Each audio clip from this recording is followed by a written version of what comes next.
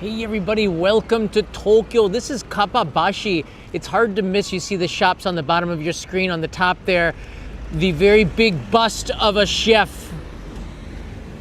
This is a very famous statue at Niimi, which is an old shop that sells professional kitchenware. This is where you would come for all of your kitchenware goods. You can find it on, of course, Amazon, online, and all that stuff.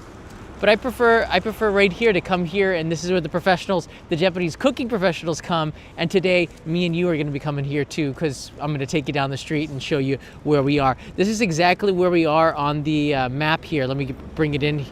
It's not that far away from Asakusa. If you are staying in this part of the city, you gotta walk around this area because it's just such a unique place. It's kind of old. It's got that old world feel from the 1960s and 70s, like it just stopped. But a lot of these are family-run businesses that you're going to be seeing on the screen here. And I'm here actually on a mission. I've already bought everything that I needed to buy from a shop about, I don't know, like about 150 meters up that direction. Here's where we are on the map so you get a better idea. In Tokyo, we're going to zoom right in here. Kappabashi, again, the kappa is a mythical creature, which is like steals children at the riverside, I believe. But we're up here near Sensoji between Ueno and Asakusa. You see that? Where Kaminarimon is. That's the big gate, the Chochin, the big red lantern. And this street right here, it's about a 10-minute walk from there, is where I am. The intersection kind of starts where it is, but you can go from the other side, which is probably closer to Sensoji Temple. That big chef's head is hard to miss. I'd like to know more about that, the history of that chef's head right there. That's pretty, dare I say, like, badass, isn't it? That's just sort of cool. I'd love to have my head on the top of a building. But yeah, you know, it's funny though, he's not a Japanese chef. This is the street we're gonna be walking down. Doesn't look that impressive, but it's down on the street level on what's sort of like a Shotengai, not that far away from Sensoji. There's the old Sensoji and the Nakamise Dori, the street with all the shops with street food on there. The big Kaminarimon Chochin gate, and then we are here. So let's get moving, shall we? I'm gonna sorry, we can cross the street, I guess. Go take a look at Niimi just for a second, because this would be your gateway in. I came here because I was looking at a shop that had cookie cutters. And while we're waiting for the light to go, I can show you. I was looking for a gingerbread man, because Leo and I have been reading the gingerbread man story, but all I could find was the gingerbread troll. This is pretty creepy and really freaking awesome. So we're gonna be making gingerbread trolls because I couldn't find the gingerbread man. I'm just gonna tell Leo that the troll ate the man, and well, that's how we roll in the Dobb household.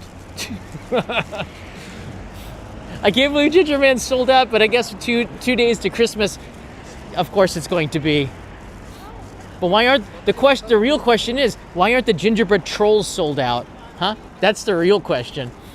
All right, Niimi, you can see here they have these ceramic and like this is the stuff that you'd find at izakaya or at a Japanese restaurant, like a traditional one. You find this kind of stuff.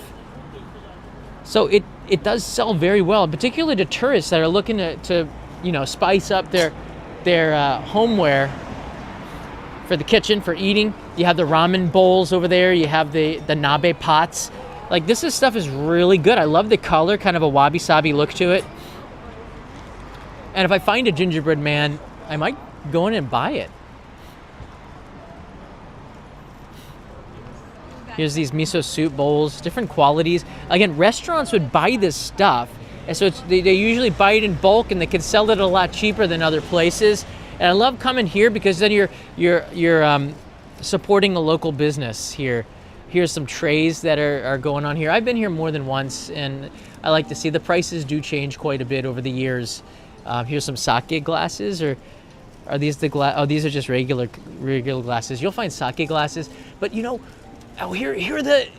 you need this if you're going to be making ramen. This is where you put the noodles into the boiling water, and then you shake the noodles up. You got to get one of these. What are these going for? 3,000 yen for these are pro grade strainers for ramen noodles. Oh my gosh! Imagine making curry rice in one of these mega pots. That's pretty cool.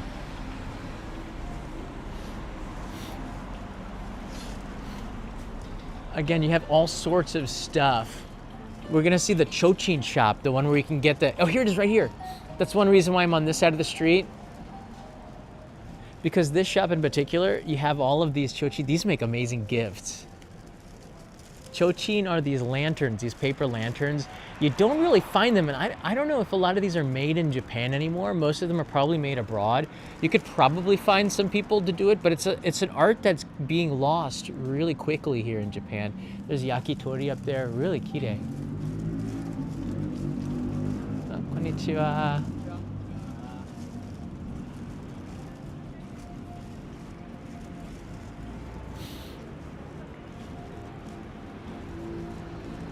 There's some tamagoyaki pans here on the street. Takoyaki grills, 6,000 yen. I think the prices have definitely gone up. Here's a yakiniku grill and some nabe. You can eat the yakiniku off of a stone. That's pretty cool. Prices have gone up, I think, because of the tourists. They can get that price, and I bet you the locals, there might be like a secret price on the inside. Some professional ladles. This is important for miso soup, I think. So be able to get, put the miso in there and kind of swirl it into the soup so you don't burn it there. And then you can get really big pots, look at that, for boiling water. So this shop specializes in kettles. That's pretty cool. Across the street in Takaso, they do the plastic, are they the plastic food shop? Oh, okay, that's over there. Yeah, they're one of them. Across the street, I guess we're on the wrong side of the street, but you can see some of the plastic models. There's another shop that I'll show you the samples. We'll cross the street over here. Japanese knives are also something that you're going to find a ton of on this street. I came here with a friend from Denmark, and he wanted specifically a left-handed knife, and he was able to get one. Here's one with the signage. If you need to get a sign for different kinds of businesses, I'd love to get a neon sign for only in Japan for the background of. I guess this is something you could do at this shop here. There are some artisans here that do a really good job, but again, like a lot of this stuff is being outsourced to China, Vietnam, neighboring countries. It's just cheaper and easier to do than to do it here in Japan nowadays.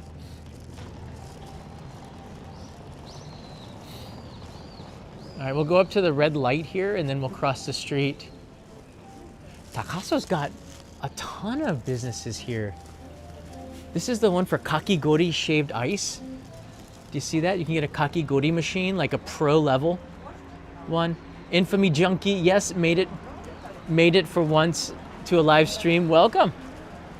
Oh, here's some cookie cutters. I do not see large scale gingerbread man. Oh wait, is this? That looks like a gingerbread Frankenstein. Oh my God, we always watch you. Oh hey, how you doing? We always watch you from New York. Oh, okay. My name is Pete, this is Hashi. Hello, Hashi. Oh my gosh. Oh my gosh. Yes, we know you. We know you, your story, you know so many things about you. Oh yeah. Married, a little kid. Yeah. Yes, we know your wife, you know, NHK. Oh my gosh. We know you. You are doing a wonderful job. How long's your trip Thank you. here? Oh, for a month. Oh, okay. Yes. Yeah, we're going back to New York in a couple of weeks. We're just enjoying. We're enjoying Japan. Kamakura. Okay. Yeah. Yes. Yeah, you guys shop it for kitchen stuff? For home, yes. Yeah. It's like paradise. I'm looking for cookie cutters, but what do you guys think? Does this look like Frankenstein, I thought, though? Cookie cutter. Kind of. It's so big. Is that the gingerbread man? Gingerbread. Yeah, But yeah. that looks like Frankenstein with those shoulders, so I'm kind of worried to buy this Keep one. up your good work. Well, thank you very much. Following you. Yeah. Yeah, we'll see you around, guys. Bye-bye. Bye-bye. Merry Christmas. Merry Christmas.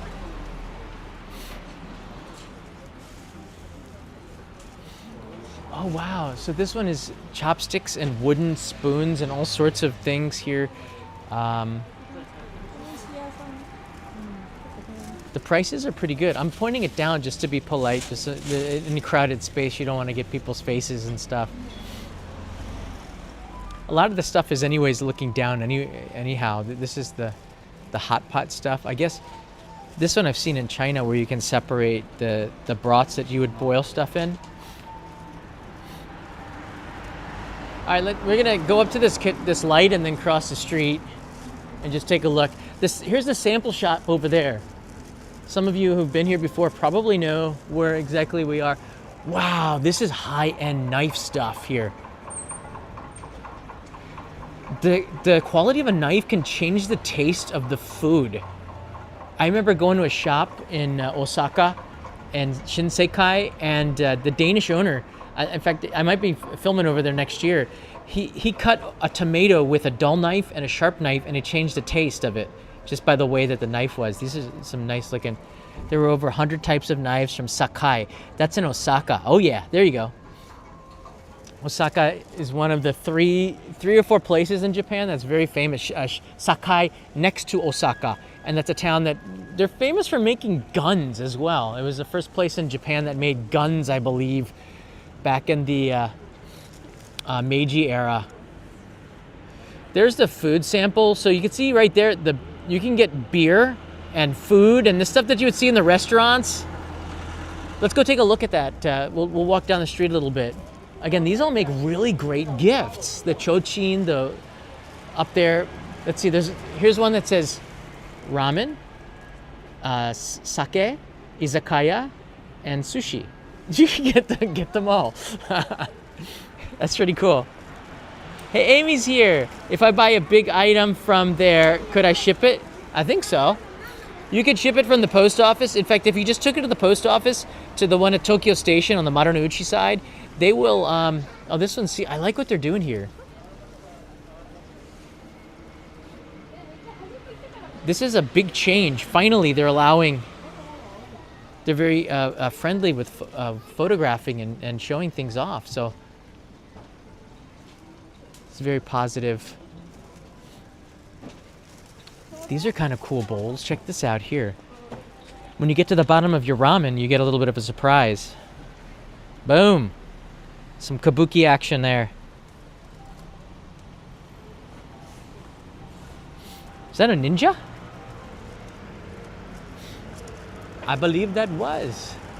In the middle of the street, I think just a little bit on the left side, I believe there was a kappa shrine to that legend, that mythological creature, Japanese creature that steals kids at the riverside or something.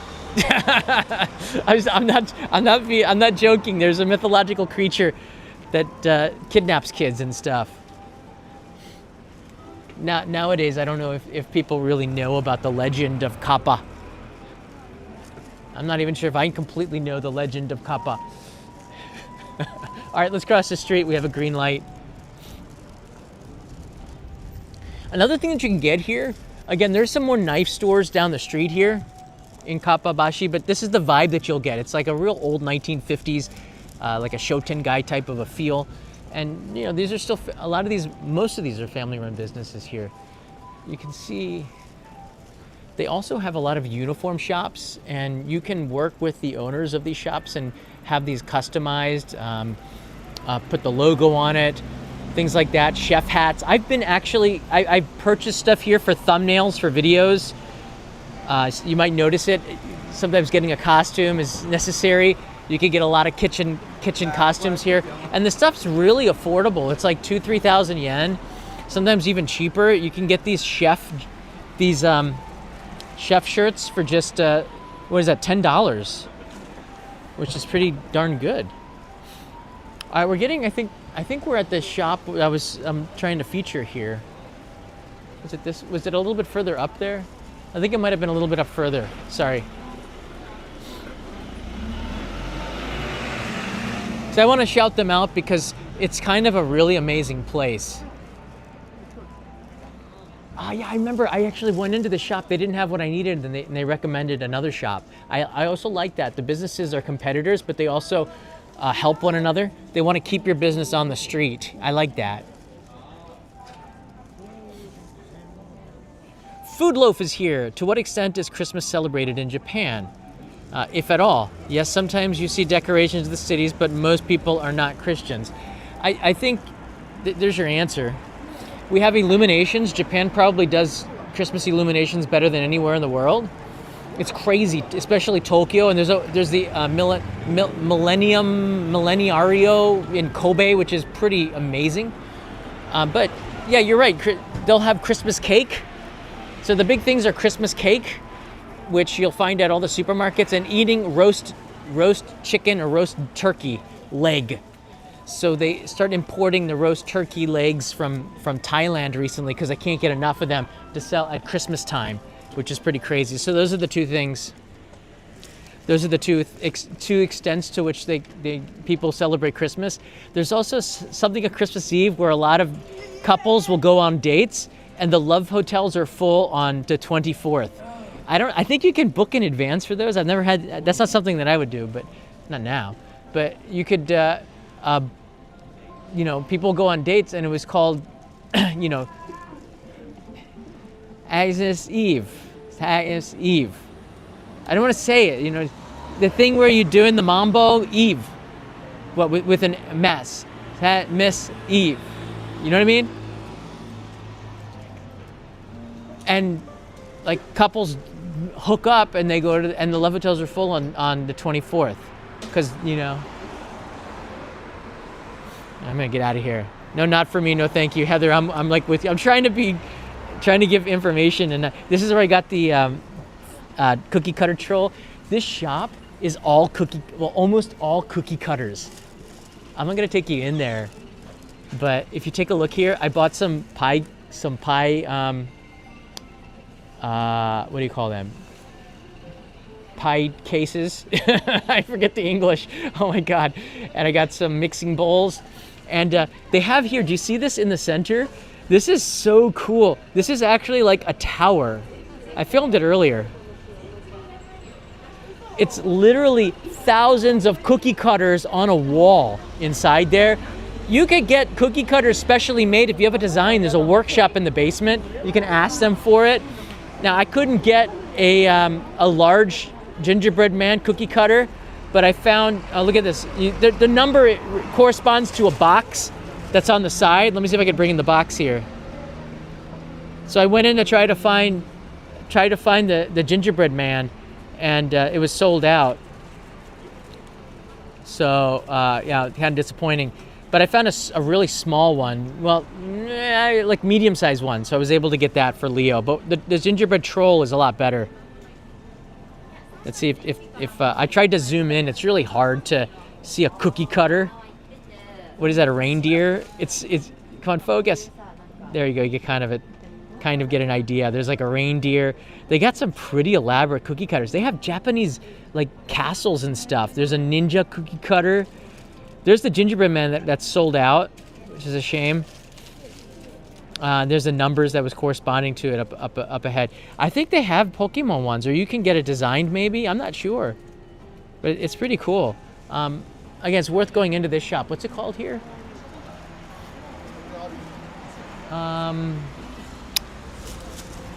Maybe it's on the bag.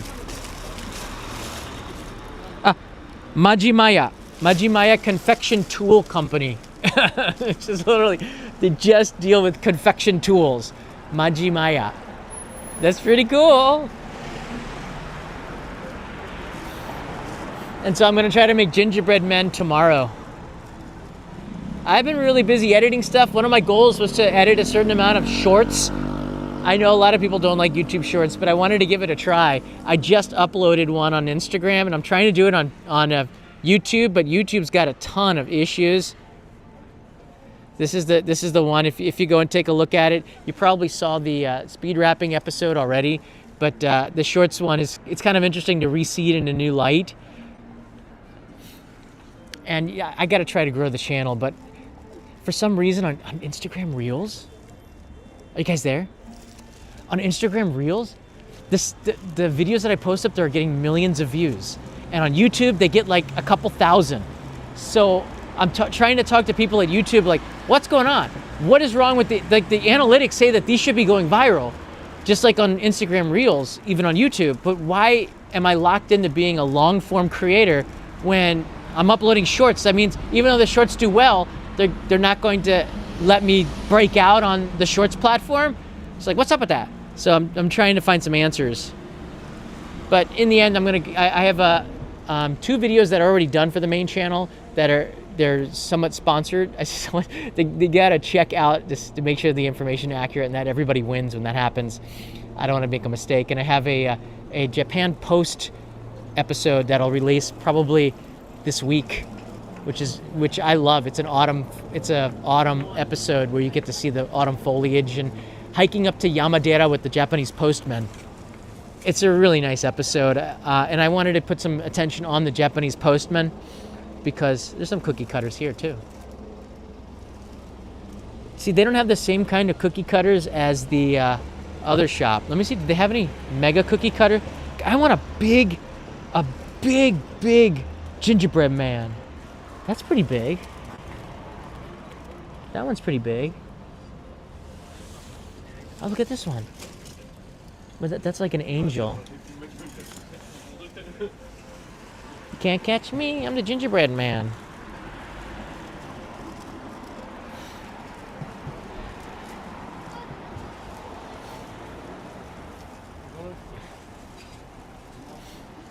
All right, here's another knife store. You might not think about it yet, but 2 things that you really should buy in Japan: scissors. It's not something that you think about, but Japan makes the best scissors in the world. And the other thing, when you go with scissors, what's a step up from that would be nail cutters. And Japan makes some of the best nail cutters. Now, I would say that Tsubame Sanjo region in Niigata is the most famous for steel. So you go there to buy that kind of stuff. But if you don't have time to go to Niigata, you can buy that stuff here. A lot of them are carrying the same stuff. So Tsubame Sanjo. If you're looking for pots and pans and things made of steel and iron, that's where you go. Oh my goodness. And that area, and if you just go down a little bit from there, you have Fukui, which is famous for the glasses frames, which is starting to go viral on Instagram. So you can see a lot of these shops have gotten like upscale recently, better lighting, more attractive to foreign tourists. Because like the old style, like the 1960s old style of stores are not attractive for this one just sells plastic bottles. That's all, there's nothing in them. They're just plastic bottles. There's so many kinds of just plastic bottles. You could design your own plastic bottles with them, I think. That's pretty cool. Different colors. All right, this is one of the 2 or 3 food display stores, and you can see it. They do a really good job. I mean, it looks like it's real, right there. Check this one out. Here's the beer. Look at this. You can get like, or you might not be able to afford a real slab of Wagyu like this, but you can get one that looks like it. Hey, Kanai, maybe I want this for Christmas. And then, of course, you have the beers. Everybody likes to take back a jockey of Sapporo or Asahi Super Dry. You got that right there. So that's kind of neat. They have a spaghetti and all this stuff over there. Prices are pretty reasonable, but I noticed a definite like 20% increase from about 3 or 4 years ago, just based on the dollar. And anyways, you want to keep these companies in business, so they're probably not getting a lot of Japanese customers right now. So they're going to have to make it up with fewer of the foreign tourists buying their stuff. So I guess if they can stay in business by selling the tourists for a little bit more, then I think that's probably a good idea. They should do that. Especially when we're so close to Asakusa right here. Asakusa.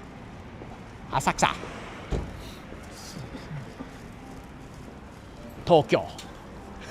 That's how you want to trigger some people. Pronounce some of the words in Japanese or not in Japanese, and you start to trigger a whole group of people.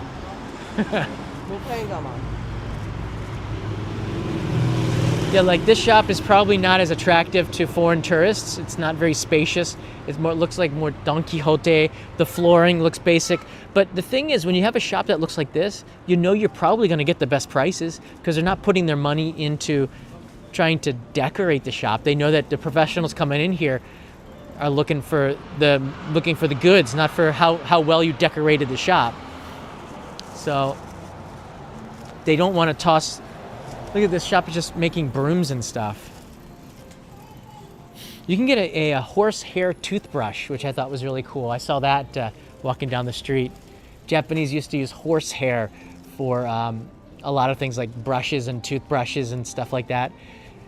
Of course, now they use plastic, but back in the olden days, horsehair.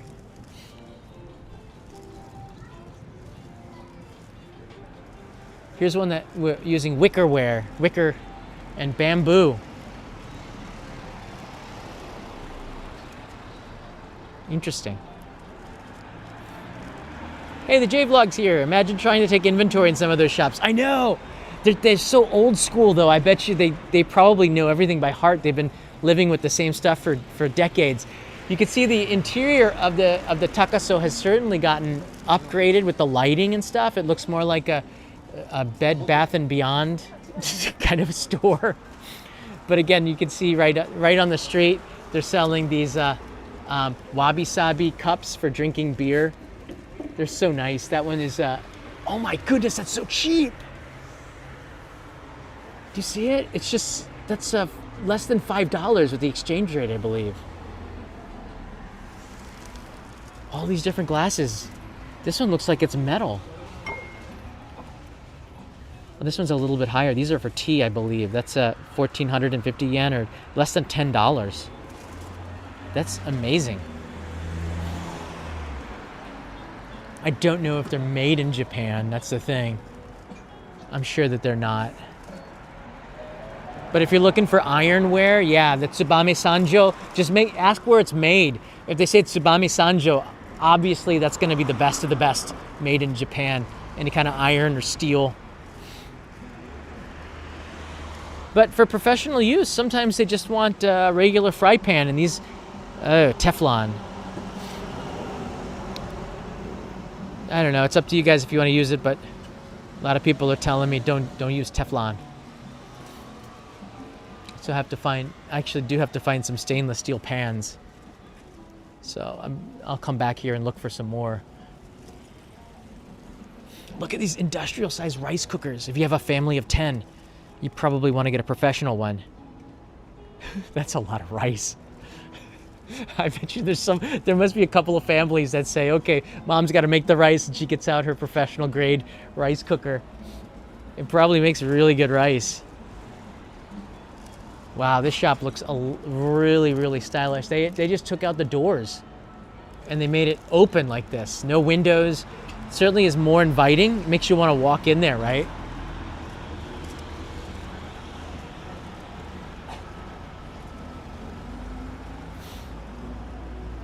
So I did get here today, supporting the local businesses, some mixing bowls. I got 2 mixing bowls. There's some deep ones. I have the troll. I do have a small cookie cutter, and I got some pie tins. I don't know what you call them, for make some pumpkin pie or apple pie or something for holidays. Oh, check this out. I love these bento boxes. This is the Shinkansen bento boxes for kids. Here's some cars. If you're gonna eat, you might as well eat out of a Shinkansen. The store is closed, unfortunately. This is Niimi, so you probably find it across the street over there. There's more than one floor, by the way. You can go upstairs and check it out. There's a lot of interesting stuff in there. But you're gonna spend about 2 hours walking the street, I think. Probably gonna spend about 2 hours walking up and down the street. And if you're shopping, probably a good idea to wait until your last day to come here and shop, because you're probably gonna find a lot of stuff to fill your suitcase. But make sure you leave a little bit of space. In particular, if you're gonna be buying like plates and bowls and things like that might be breakable, you're gonna wanna put them in the middle of your suitcase and wrap them real nice. And I think some of them might have the wrapping materials to do something like that, but you can also find bubble wrap and things like that at home centers. There's a couple of them in the city, and you probably just ask them. They probably have it, knowing that people have to send this stuff. Probably have to pay just a couple of 100 yen or something. It's pretty reasonable. But I think that this street, Kappabashi, It's pretty awesome. It's worth it. So this is more of a sunset stream. You can see it's already starting to get dark here. It's not even 4 o'clock, I believe, and the sun is already starting to set. But Kappabashi is a place I think that if you're in Tokyo and you like to cook or you want to get some gifts, you can find some very Japanese-esque items like ramen signs and banners and things that you could display in your house. And it's just a stone throw away. Kuromai Station is over in this direction. Asakusa Station is over in this direction. So you can either walk here or take a taxi. But Kappabashi, K-A-P-P-A-B-A-S-H-I, is a place to be for that kind of stuff. We're gonna do some good shopping here. Might have gotten something for Kanai in this bag too, I don't know. Christmas. All right, everybody, have a good time. I'll see you in another live stream tomorrow. I can't believe tomorrow's Christmas Eve in Japan. Crazy. Maybe Leo and I will take some video and show you us making the gingerbread trolls. Well, if you did, you saw me buy the cookie cutter here on this particular day. There's a kappa up there in the donburi bowl. All right, everybody, take care. I'll see you in another live stream real soon. Mata ne.